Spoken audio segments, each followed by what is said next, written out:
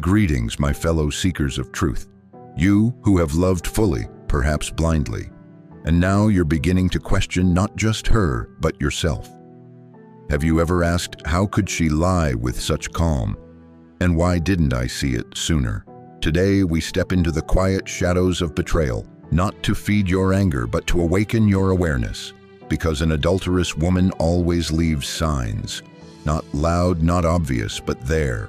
If only you had learned to look and not just feel.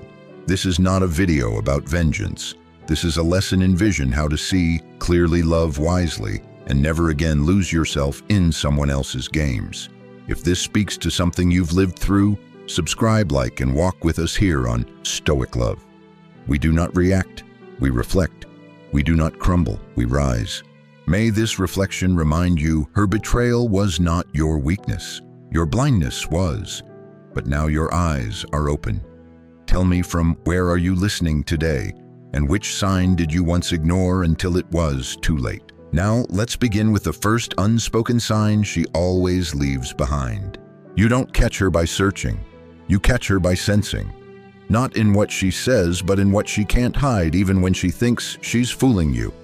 Because guilt, no matter how deeply buried, always finds a crack to leak through. And I've learned it's never loud. It's subtle, it's soft. It's the way she sighs when you enter the room. The way her smile doesn't quite reach her eyes anymore. The way her phone suddenly feels like a weapon she's hiding in plain sight. You're not crazy. You're not paranoid. You're perceptive. Because when a woman carries hidden betrayal, it clings to her like a scent. She tries to wash it off with overcompensation. Maybe she kisses you more, laughs, harder, asks how your day was with more enthusiasm than usual, but it's not affection, it's camouflage. I remember the shift. One night, everything felt off. No fight, no obvious coldness, just a change in her energy, like she was with me, but not with me. And I did what most men do. I ignored it, told myself I was overthinking, told myself she's just tired, stressed in her head. But my body knew what my mind refused to admit. She had changed. And not because life was hard, but because she was hiding a part of it from me. You can feel it too. The silence that used to be peaceful now feels full, like she's holding her breath around you, like she's performing the role of a girlfriend or wife, but the real version of her is off stage somewhere else. Marcus Aurelius once wrote, "Never let the future disturb you. You will meet it if you have to with the same weapons of reason, which today arm you against the present. But sometimes it's not the future that's the threat. It's the truth sitting quietly in the room with you, waiting for you to stop pretending." Her guilt isn't an accident. It's the echo of a choice. And though she may never say it, you'll hear it in the way her voice hesitates on your name. You'll feel it in the way she touches you absently, dutifully, like she's fulfilling a task, not reaching for a connection. I'm not telling you this to make you bitter. I'm telling you this so you can stop betraying your own intuition, so you can stop gaslighting yourself to protect her comfort. When a woman cheats, her guilt won't always confess in words, but it leaks. Through tension, through timing, through the way her body flinches when your love still feels real. So stop ignoring the small ruptures. Stop pretending everything's okay when your gut is screaming otherwise. Because the man who's grounded in truth, even painful truth, is the man who cannot be broken by a lie. And once you learn to read her silence louder than her stories, you'll never be fooled by fake softness again. She tells you she just needs space. She says she's finding herself, that she wants to reconnect with her independence. And at first, it sounds noble, mature, even healthy. But if you've been paying attention, you'll notice this shift doesn't feel like growth. It feels like retreat. Because true independence invites closeness. But strategic independence, that's emotional withdrawal disguised as self-care. And I know what you're thinking. Shouldn't I respect her autonomy? Shouldn't I give her room? Of course you should. Every strong woman deserves her freedom. But freedom in love never feels like absence. It feels like breath, like space shared between two anchored souls. What she's doing now isn't that. It's not expansion, it's extraction. One day she's talking about your future. The next, she's unsure. She used to text you first in the morning, now hours pass without a word. You bring it up gently, and she says you're overthinking it, that everything's fine. But if it's fine, why does it feel like she's emotionally erasing you piece by piece? Because when a woman is emotionally connected, you don't have to chase her presence. She offers it freely, softly, almost instinctively. But when her heart has started wandering, when she's cracked the door open to someone else, her energy pulls back without explanation, and she uses noble-sounding reasons to cover the gap. I need to focus on me. I'm just tired. I've got a lot on my mind. But behind those phrases is a deeper truth. She's already giving pieces of herself to someone else, whether physically, emotionally, or just in imagination. And she knows it. So instead of telling you, she creates distance, then blames the distance on you, your intensity, your needs, your pressure. It's a classic defense. Make the man feel like the problem so she doesn't have to confess the real reason she's fading. I've been there, told myself to be understanding, told myself that love means patience, but love also means clarity. And if she's no longer holding you with her words, her warmth, her time, it's because something inside her has already left. Epictetus wrote, "It is impossible for a man to learn what he thinks he already knows." And that's the danger here, believing her surface words more than your inner knowing. You don't need her to confess. Her behavior already is. Sudden distance is rarely about her. It's about you waking up to the gap between what she's saying and what her spirit is quietly revealing. Don't chase. Don't beg. And for the love of your own dignity, don't try to win her back, because you were never meant to convince someone to stay if they had already let go. What you do now matters. Stand tall. Withdraw with grace. Observe with presence. Because the man who stays rooted, even when the wind of deception blows hardest, is the man who sees the storm coming before it breaks his peace. There's a difference between a woman changing and a woman reacting to something you can't see. She used to light up when you walked through the door. Now her gaze lingers somewhere else, not angry, not distant, just disconnected. And maybe nothing happened between you. No fight, no betrayal, no reason to explain why she went from warmth to cold. But that's exactly the point. When you didn't cause the change, but you're feeling the weight of it, you're standing in the shadow of something undeclared. And it's not always another man. Sometimes it's her own guilt, her own temptation, the emotional residue of a boundary she crossed but hasn't spoken. I used to think if I was good enough, consistent enough, loving enough, that nothing would shift between us without reason. But that belief is a trap, because love isn't just about what you do. It's about what she feels when you're not looking. And when those feelings are shaped by something outside your bond, you'll start to notice changes that make no sense on the surface. Mood swings, unprovoked irritation, numbness, where there used to be passion over reactions to things that once made her laugh. It's not about you, but it's also not about you. You're still on the receiving end of a drama you didn't audition for. And the most dangerous thing you can do, try to solve her confusion with more effort. Because when a woman is carrying an emotional secret, even if she hasn't fully admitted it to herself, your love starts to feel like pressure. Not because you're doing anything wrong, but because your presence reminds her of everything she's not confessing. And so, she resents you. Quietly, unfairly, but undeniably. She may start arguments out of nowhere, accuse you of not understanding her, tell you she feels alone even when you've been pouring yourself into her. Why? Because she's emotionally splitting half with you, half somewhere else. And rather than own it, she rewrites the story to make you the reason she's cold. Marcus Aurelius said, "If someone is able to show me that what I think or do is not right, I will happily change. For I seek the truth by which no one was ever truly harmed. But the truth she's running from, she's already drifted. And instead of facing it, she'll let her discomfort with herself turn into dissatisfaction with you. That's the emotional shift you didn't cause, but you still feel it. In her silence, in her sighs, in the subtle tension that clings to her presence like perfume she didn't wear for you. So don't chase answers she's unwilling to give. Don't beg for clarity from someone who's hiding from it. You don't need a confession. You already have a pattern. And the man who trusts patterns over promises is the man who doesn't get blindsided by betrayal. Hold your frame. Speak less. Observe more. Because while she tries to gaslight your intuition, your stillness will expose the storm she thought she could hide. And in that space, you reclaim the most powerful truth of all. Not all pain is caused by you, but you still get to choose whether you carry it. It's almost confusing, isn't it?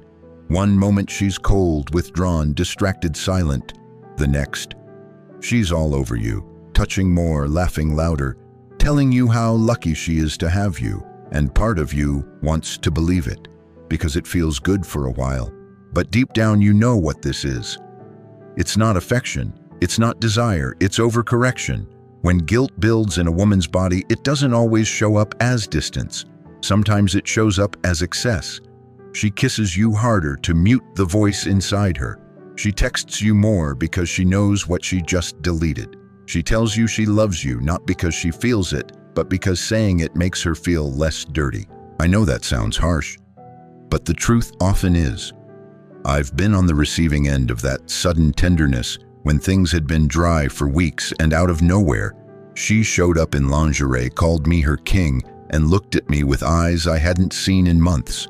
But it wasn't real. It was reaction. It was her trying to bury her shame under a performance of love. The same woman who couldn't make time to talk was now blowing up my phone. The same woman who rolled her eyes when I hugged her was suddenly clinging to my arm in public. Why? Because her guilt was growing. And when guilt grows, the mind compensates by trying to rewrite the narrative. See, I do love him. I'm doing all these nice things. But the body doesn't lie. Neither does energy. And the man who lives from a grounded center, the man trained in stillness and observation, feels the difference. Because true affection is relaxed. It flows. It doesn't rush. It doesn't feel like an apology for something unspoken. Marcus Aurelius said, "Waste no more time arguing what a good man should be. Be one." In the same way, a good woman doesn't need to prove her devotion. She simply lives it. You feel it in her steadiness, not in her sudden attempts to impress you after weeks of emotional absence. Overcorrection always comes in waves. It's not consistent. It shows up in bursts, often after she's returned from a trip or a late night with friends or a few days of cold silence. She comes back with gifts. She wants to cook for you. She compliments you more than usual, and you want to believe it. I did too. But what I learned is that real love doesn't return from somewhere else. It stays. If she had never truly left emotionally, she wouldn't feel the need to prove she's still here. So when the warmth feels unnatural, when the affection feels performative, don't let it blind you. You're not being loved. You're being calmed down. Don't trade your intuition for temporary comfort. Don't accept the sweet just because you're afraid to confront the bitter truth behind it. Let her gestures come. Let her praise fall from her lips. But hold your center.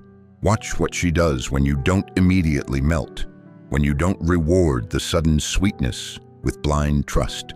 Because that's when the truth reveals itself. When you stop playing the game of reaction and start being the kind of man who only responds to what's real. And if it's not real, you'll know. Not through what she says, but through what her energy refuses to silence. Because no matter how much sugar she sprinkles on your wounds, the bleeding won't stop until you stop pretending her hands are clean. She says she values her privacy, that not everything needs to be shared, and she's right to a point. You're not owed full access to every corner of her mind, her phone, or her past. Trust isn't about ownership, but when secrecy starts to feel like a strategy, when silence becomes a shield, and habits that used to be open are now locked behind vague answers, you're not witnessing boundaries, you're witnessing walls. There's a difference between "this is mine" and "you're not allowed to see this." One is healthy, the other is hiding. And often when a woman starts to slip, she doesn't lie with her words. She lies with new rituals. The phone that used to rest face up, now it lives face down. The notifications she once ignored now get answered instantly, with her body tensing just slightly as she types. She calls it protecting her space. But what she's protecting is the version of her she doesn't want you to find out about. I remember when I started to notice it. The quick glances at her screen. The shift in routine staying out later without clear reasons. The sudden password change with a casual, I had to reset it, no big deal. And it's not that I needed to spy. It's that I knew her, and I knew the difference between privacy and avoidance. The Stoics teach, he who is not open with himself cannot be trusted with others. And that applies here, because true love doesn't live in full exposure, but it thrives in consistency. You don't need to read her messages to know something's changed. You just have to watch her hands, her eyes, the patterns she defends, without you even asking. When someone goes out of their way to say you're being paranoid, when you never even accused them, that's a red flag wrapped in a mirror. And the worst part, she may even believe she's protecting you. That shielding you from her truth is somehow better than honesty. But love that demands silence isn't love. It's management control, keeping you around while keeping parts of herself unavailable. She'll say she's tired, that you're overanalyzing, that nothing's going on. But you're not asking for access, you're asking for alignment. And when a woman starts managing her image instead of sharing her reality, she's not in the relationship anymore. She's in self-preservation mode.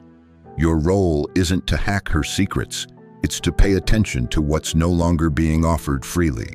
Love doesn't always speak through words.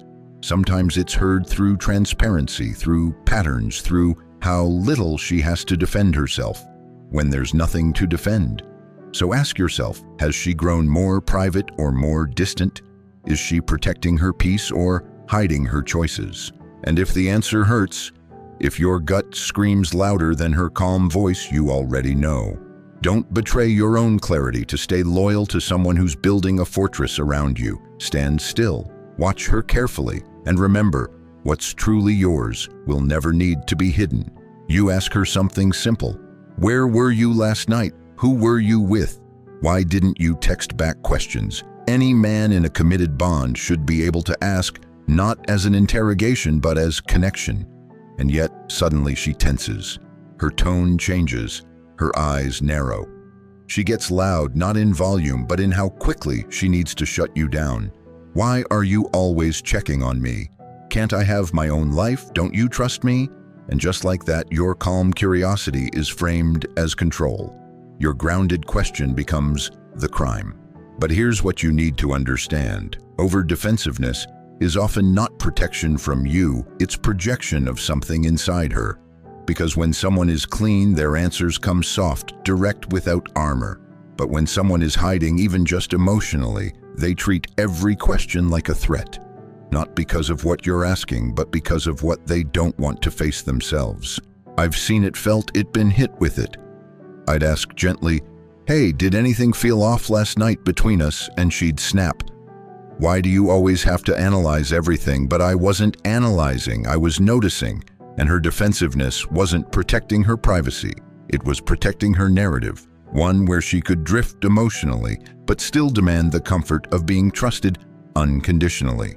But Stoic love, real masculine love, doesn't live in fear of tension. It walks into it with calm eyes and a steady voice. Marcus Aurelius wrote, if it is not right, do not do it. If it is not true, do not say it. And the inverse is also true.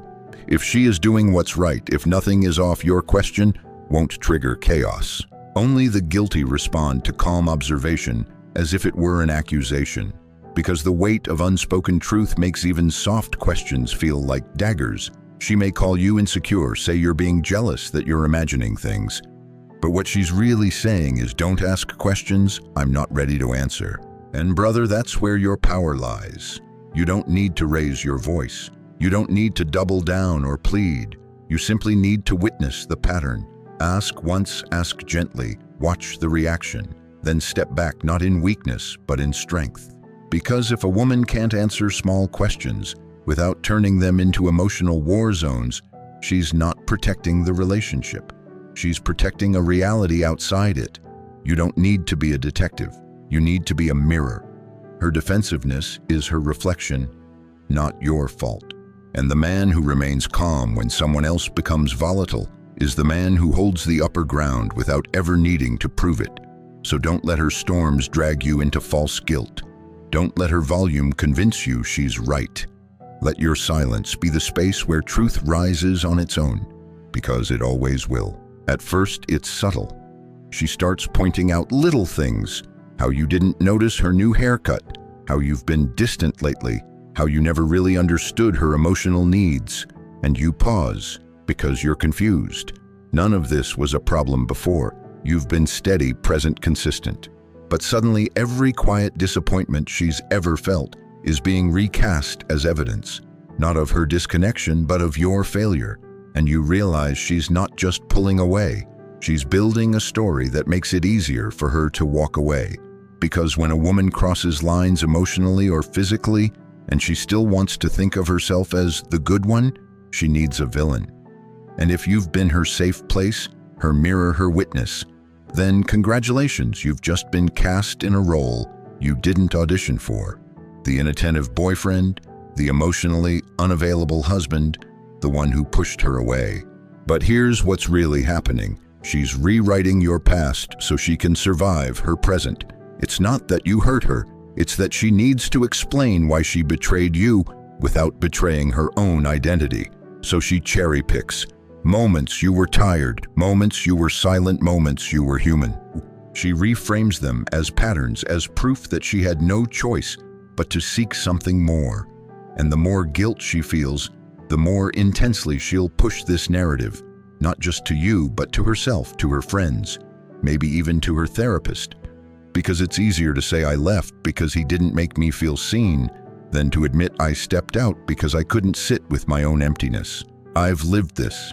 I've been told I was too steady, that I didn't argue enough, that I wasn't passionate like the man she met on Instagram.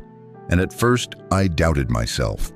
I wondered if I'd missed something, if I'd slowly suffocated her with calm. But then I realized you can't win with someone who's already decided that your flaws are a permission slip for their betrayal. And the more you try to defend yourself, the more you feed their fantasy. Because now it's not just about what she did, it's about how you made her do it. But the Stoic man doesn't play that game. He doesn't rewrite himself to fit someone else's delusion. He listens, observes, and then speaks truth without venom. As Epictetus said, circumstances don't make the man, they only reveal him to himself. So let her speak. Let her lay out her list of all the ways you failed her. And then quietly ask yourself, do these claims align with the man I've chosen to become, or are they the smokescreen of someone avoiding accountability? Because real men can admit when they've fallen short, but real men also refuse to carry the sins of someone else's story. You didn't force her hand. You didn't write her script. You just showed up with a love that she wasn't ready to receive. And instead of facing that, she had to make you wrong so she could feel right. But truth doesn't need agreement to exist. And your integrity doesn't require her permission to stand. So stand, even if you're misunderstood, even if she leaves believing her version. Because time has a way of peeling away false narratives. And the man who remains still will always outlast the one who needed a lie to sleep at night. You don't need to scream. You don't need to accuse. You don't even need to know all the details. Because if something is broken, if truth has been bent, if loyalty has wandered, you'll see it. Not in her words, but in the way your stillness starts to unravel her mask. There's something sacred about a man who doesn't flinch, who doesn't chase, who doesn't fall into the chaos that's being dangled in front of him as distraction. You've reached a place now where presence speaks louder than proof, where eye contact becomes a confrontation not because you're angry, but because you're no longer pretending not to notice. That's where her storm begins. She expected you to lose your grip, to spiral, to fight for her in ways that validated her worth. But when you stand tall, when you breathe deeper, listen longer and speak less, she panics. Because your calm says what your mouth no longer needs to. I see you. Not the version she sold, not the excuse she offered, but the deeper truth she's worked so hard to hide. And here's what most men miss. Stillness isn't passivity, it's pressure. Unyielding, relentless, exposing. The woman who has lied, who has drifted, who has rewritten the story to protect herself, she can handle arguments. She can handle begging. She can handle accusations. But what she can't handle is being in the presence of a man who sees her clearly and simply doesn't move.